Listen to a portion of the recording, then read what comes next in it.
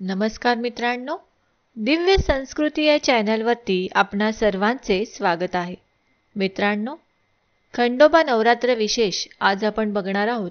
श्री मार्तंड भैरव अवतार कथा. दक्षिण प्रदेशात मणिचूल नावाचा पर्वत प्रदेश होता. या प्रदेशात मणिपुरी नामक नगरीचा राजा मल्ल राज्य करीत होता. त्याचा भाऊ आणि तो पराक्रमी होता. या राज्यात सुख व समृद्धी नांदत होती. देव राज इंद्रही त्यांना घाबरत असे. आपल्या शौर्याचा व समृद्धीचा त्यांना गर्व झाला होता. एकदा मल्ल शिकारीसाठी जंगलात जात असताना या परिसरातील सप्तऋषीचा आश्रम मल्लाच्या दृष्टीस पडला. अतिशय सुखात या आश्रमात ऋषी आपल्या परिवारासह नांदत होते. मल्लाने आपल्या सैन्यास हा आश्रम उद्ध्वस्त करण्यास सांगितले. सैनिकांनी ऋषी परिवारांना मारहाण करून आश्रमातून बाहेर काढले. त्यांची विटंबना केली. द्रव्य गायी याची लूट केली व आश्रम जाळले व मल्ल सैन्यासह निघून गेला. उजाड झालेल्या आश्रमातील सर्व पीडित एकत्र येऊन एकमेकांना धीर देऊ लागले व स्थलांतरित होण्याचा विचार करू लागले. याच वेळी तेथे नारदांचे आगमन झाले. नारदांनी सर्व घटना ऐकली व त्यांना इंद्राकडे जाण्याचा सल्ला दिला. ऋषी इंद्राकडे जाण्यास तयार झाले, पण ऋषी आपल्या परिवारांना कोठे सुरक्षित ठेवावे या काळजीत होते. नारदांनी त्यांना धवलगिरी पर्वताजवळील लवथळेश्वर येथे जाण्यास सांगितले. या ठिकाणी दुर्वास ऋषींचा शिष्य लव यांची तपोभूमी आहे. ही भूमी वरदान प्राप्त असून येथे दैत्य येऊ शकत नाही. त्यामुळे या ठिकाणी तुम्ही तुमचे परिवार सुखरूप ठेवा व इंद्राकडे जा. हे नारदांचे म्हणणे ऐकून ऋषींनी लवथळेश्वराला येऊन तेथील धवलगिरीजवळील दरीत आपले परिवार ठेवले. ऋषीमुनी आपले गाऱ्हाणे घेऊन इंद्राकडे गेले, पण इंद्राने मल्लाचा बंदोबस्त करण्यास असमर्थता दाखवली व विष्णूकडे जाण्यास सांगितले. ऋषी विष्णूंकडे गेले व आपली पीडा कथन केली. मणिमल्लास ब्रह्मदेवाने वरदान दिले असल्याने फक्त शंकरच आपणास मदत करू शकतात, तेव्हा आपण शंकराकडे जावे असे विष्णूंनी ऋषींना सांगितले. ऋषीगण विष्णूसहित कैलासाकडे निघाले. कैलासावर पोचल्यावर त्यांनी आपली पीडा शंकरांना कथन केली. हे ऐकून शंकर क्रोधित झाले व त्यांनी आपली जटा आपटली. त्यातून महाभयंकर महामारी उत्पन्न झाली. तिला तुपाने शांत करण्यात आले, म्हणून तिला धृतमारी नाव मिळाले. मणिमल्ला मर्दनासाठी शंकरांनी चैत्र पौर्णिमेस मध्यान्ही धवलगिरीवर मार्तंड भैरव अवतार धारण केला व सर्व देवांना आपल्या सैन्यासह सज्ज होण्यास सांगितले व धवलगिरीवरून मारताना भैरवाची सेना देवसेनेसह मणिचूल पर्वताकडे निघाली.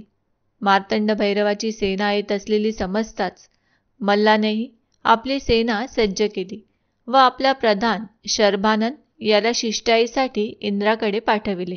इंद्रास शर्भनाने युद्ध न करण्याबाबत मल्ल व इंद्र यांच्यामधील समझोत्याची आठवण करून दिली. इंद्राने मी मार्तंड भैरवास युद्धास आणले असून त्यांच्या आदेशाने मी आल्याचे सांगितले व शर्भाननाला मार्तंड भैरवाशी चर्चा करण्यास सांगितले. युद्ध टाळावायचे असल्यास मल्लाने पाताळात निघून जावे अथवा युद्धास तयार व्हावे असे मार्तंड भैरवांनी शर्भानन यास सांगितले व शर्भाननाची शिष्टाई अयशस्वी झाली. मार्तंड भैरव व मल्ल यांच्या सैन्यात लढाई सुरू झाली. इंद्र व निर्जरध्वंसी दैत्य यांच्यात युद्धास तोंड फुटले. घनघोर लढाईत इंद्राचे एका बाणाने निर्जरध्वंसी गतप्राण झाला व इंद्रास विजय मिळाला. दुसऱ्या दिवशी मल्लासुराने सेनापती खड्गदृष्ट याला रणात युद्धासाठी उतरविले. मार्तंड भैरवांनी कार्तिक स्वामीस त्याच्या प्रतिकारासाठी पाठविले. कार्तिकेय मयूरावर स्वार होऊन युद्धभूमीवर आला. खड्गदृष्ट व कार्तिकेय यांच्यात तुंबळ युद्ध झाले. खड्गदृष्टचे बाणांचे वर्षावाने कार्तिकेय घायाळ झाला, पण दुसऱ्याच क्षणी त्याने खड्गदृष्टवर शक्ती टाकली. त्या शक्तीने खड्गदृष्ट गतप्राण झाला व दैत्यसेना पळून गेली आणि कार्तिकेय विजयी झाला. खड्गदृष्ट पडल्यावर मल्लाने उल्कामुखास आपला सेनापती नेमला व उल्कामुख युद्धास आला. त्याचा सामना करण्यासाठी मार्तंड भैरवाचे आदेशाने गणपती युद्धास आला. उल्कामुखाचे बाणांनी गणपतीच्या रथाचे नुकसान झाले व त्याच्या प्रखर हल्ल्याने देवसैन्य पळू लागले. गणपतीने बाणांचा वर्षाव करून उल्कामुखाचा रथ नष्ट केला. त्याने गणपतीवर गदेने प्रहार केला. गणपतीने हा प्रहार उडविला व त्याला खाली पाडले. उल्कामुखाने सिंहरूप धारण करून गणपतीवर हल्ला केला.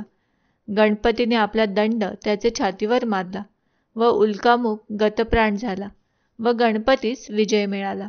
यानंतर मल्लासुराने कुंतलोमा या महापराक्रमी दैत्यास युद्धास पाठविले. त्याच्याबरोबर युद्ध करण्यास नंदी सिद्ध झाला. या दोघांचे तुंबळ युद्ध सुरू झाले. नंदीने सोडलेल्या महाहलाल अस्त्राने कुंतलोमा घायाळ झाला, पण पुन्हा सज्ज होऊन त्याने बाणांचा वर्षाव करून नंदीचा रथ मोडला.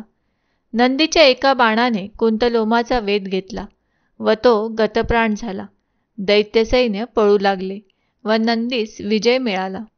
दैत्य सैन्यात दुःखाची अवकळा पसरली. क्रोधित झालेला मल्लासूर स्वतःच युद्धास निघाला, पण मनीने आपल्या या भावास रोखले व त्याची आज्ञा घेऊन तो युद्धास निघाला. त्याचे सैन्य व आवेश पाहून देवसेनाही घाबरली. मणीबरोबर युद्ध करण्याचा निर्णय मार्तंड भैरवांनी घेतला व ते रणात उतरले. मार्तंड भैरवांनी मणीवर गदा भिरकावली. त्याने ती अडवली व दोघांमध्ये भीषण युद्धास सुरुवात झाली. कोणत्याही शस्त्र व अस्त्र मारले तरी मणी लढतच होता. शरभ, घोडा यांची मायावी रूपे घेऊन त्याने मार्तंड भैरवास जेरीस आणले. शेवटी मार्तंड भैरवांनी आपला त्रिशूल सोडला. तो मणीच्या छातीवर आदळला व मणी कोसळला. मार्तंड भैरवांनी त्याच्या शिरावर आपला पाय ठेवला. या स्पर्शाने मणीतील सद्विवेक बुद्धी जागृत झाली व त्याने मार्तंड भैरवांची स्तुती केली. आपल्या युद्धकलेने व स्तुतीने मार्तंड भैरवास त्याने संतुष्ट केले. संतुष्ट मार्तंड भैरवांनी त्याला वर मागण्यास सांगितले. मणीने मार्तंड भैरवांचा पाय आपल्या मस्तकी कायम असावा व माझे स्थान तुझ्या जवळ असावे असा वर मागितला. मार्तंड भैरवांनी तथास्तु म्हटले आणि मणीने प्राण सोडला. मणिवधानंतर मार्तंड भैरवांनी शिष्टाईसाठी विष्णूंना मल्लासुराकडे पाठवून मल्लासुरास पाताळात जाण्यास सांगितले. मल्लासुराने ही शिष्टाई फेटाळून तो युद्धास तयार झाला. आपल्या परिवाराला उलूक नावाच्या दैत्याचे स्वाधीन करून मल्ल मोठ्या शक्तीने युद्धास निघाला. देवसेनाही सज्ज झाली. भीषण युद्धास सुरुवात झाली. वीरभद्राने मोठा पराक्रम केला व मल्लासुराचा सेनापती कोलासूर याचा वध करून त्याने केलेल्या व्यूहरचनेचा विध्वंस केला. मार्तंड भैरवांनी धृतमारीस युद्धाची आज्ञा दिली व तिने दैत्य सैन्य गिळण्यास सुरुवात केली. आपल्या सेनेचा नाश पाहून मल्लासुराने तिच्यावर गदेने प्रहार केला व दोघांचे युद्ध सुरू झाले. मल्लासुराने तिच्यावर बाणांचा वर्षाव केला व ती मूर्छित होऊन पडली व शिवचरणी लीन झाली. मल्लासूर व मार्तंड भैरवाची युद्धात सुरुवात झाली. मार्तंड भैरवाने बाण सोडले. मल्लासुराने ते निवारले व अस्त्रांच्या युद्धात सुरुवात झाली. दोघेही एकमेकांवर अस्त्र सोडित व प्रतिअस्त्राने त्याचा प्रतिकार करीत होते. शेवटी मार्तंड भैरवांनी त्रिशूल सोडला. मल्लासुराने अनेक अस्त्रांनी त्याचा प्रतिकार करण्याचा प्रयत्न केला, पण त्रिशूल छातीवर आदळला व मल्लासूर कोसळला. दैत्यसेना पळू लागली. वीरभद्रांनी त्या सेनेचा संहार केला. कोसळलेल्या मल्लासुराचे मस्तकावर मार्तंड भैरवांनी आपला पाय ठेवला. त्या स्पर्शाने पावन झालेला मल्लासूर मार्तंड भैरवांची स्तुती करू लागला व तुझ्या नावाआधी माझे नाव सर्वांनी घ्यावे व माझे मस्तक तुझ्या चरणी कायम असावे असे मागणे त्याने मार्तंड भैरवास सांगितले. मार्तंड भैरवांनी त्याला वर दिला व मल्लासूर शिवतत्वात विलीन झाला. मल्लासुराच्या वधाचे वृत्त ऐकून त्याचे कुंभ, शूलधर, देवगंधर्व, लोहगल व महाबाहू हे 5 पुत्र पित्याच्या वधाचा सूड घेण्यासाठी रणात आले, पण मार्तंड भैरवांनी त्यांना पर्वत बनवले. पुढे उलुकाने मल्ल स्त्रियांसह मार्तंड भैरवांची विनवणी केली व 5ही मल्लपुत्रांना जीवदान मिळाले व ते सर्वजण पाताळात जाऊन राज्य करू लागले. सर्वत्र आनंद झाला. देवगणांनी पुष्पवृष्टी केली. लोक व ऋषीगण भयमुक्त जीवन जगू लागले.